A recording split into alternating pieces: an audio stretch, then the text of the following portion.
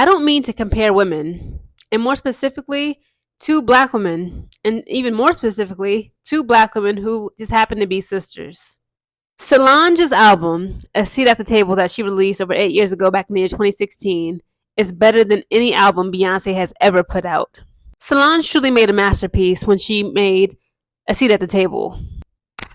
Let me preface this by saying, after that preface about I don't like comparing women, black women, and sisters, Beyonce, I respect Beyonce. I love Beyonce. I'm a fan of Beyonce's.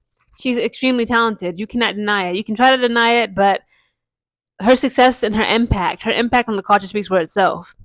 But in my opinion, in my humble opinion, I believe that Beyonce's music and her albums, specifically when her husband Jay-Z took over as her manager from when he that transfer of power, so to speak. First, it was her father who was her manager as a music manager, and then it became her husband Jay-Z.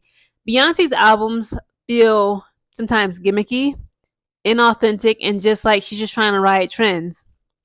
I seen this one with Lemonade. It's like again like I'm gonna have to do so many videos on this type of music content and subject, but I'm over the sappy R&B. Why does he keep cheating on me? I keep getting my heart broken. Niggas ain't shit. I'll never love again. I can never trust a man again. Like that's what a lot of black female singers and artists, R&B artists and stars. That is pretty much how you can sum up their music. Pretty much. Only SZA is the only one that's kind of more alternate, but even sometimes she falls into this. But Beyonce is a main offender.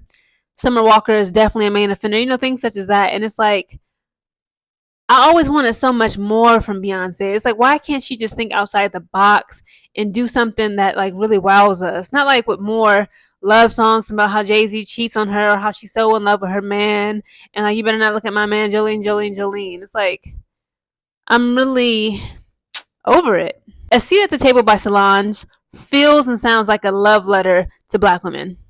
It was 2016, right? It was the fall of 2016. I was this is way back in the day. I was 21. I was still a early childhood education major. Yes, y'all. Can y'all imagine me running a damn daycare? That's like what all the women in my family do. They make a lot of money, but I'm like, you know what? That's why I changed my major to finance now. I was like, hell no, I cannot do this major.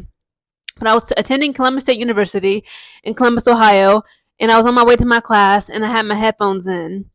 And, her album, Solange's album, A Seat at the Table, had dropped. And I believe the first song that I listened to, it was Don't Wish Me Well. I was blown away. That song literally like pulled me into her album. I was like, what the hell? What is this? And that's when I listened to that entire album, and I was like, wow.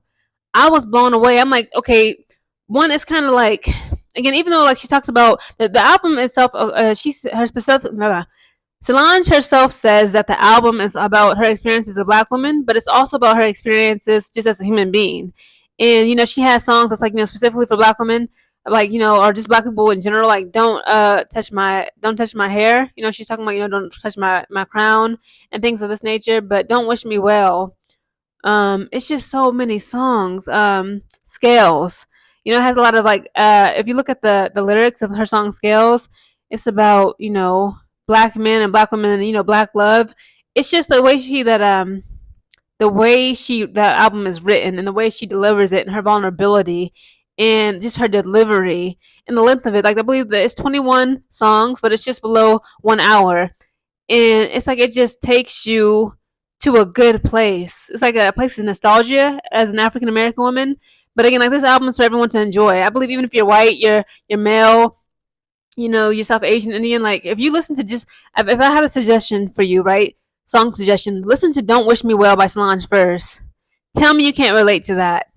That's a very, very powerful song. She also has another song on there called Weary that I really, really enjoy. Again, anybody, if you don't believe me, I'm just giving you my top favorites. Listen to Don't Wish Me Well or listen to Weary. Very, very incredible songs. Mind blowing. Again, like this album, I See at the Table, it wasn't sad. It wasn't sappy.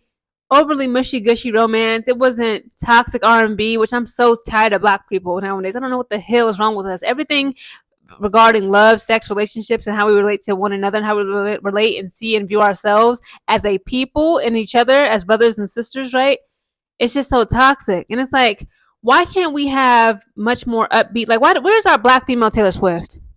That's another video for the day. Hold on, let me get back on topic. Again, A Seat at the Table is an incredible album by Solange. It shows her vulnerability, and it really showcases not only just her vocal skills, her writing skill, and it just radiates the brilliance of someone, almost in a way just storytelling, her experiences as a woman, a black woman, and as a human being. So if you guys have ever checked out her album, comment below what you thought, what your thoughts about it are, and any of your favorite songs. And if you haven't, please, again, just listen to Don't Wish Me Well or Weary by Solange.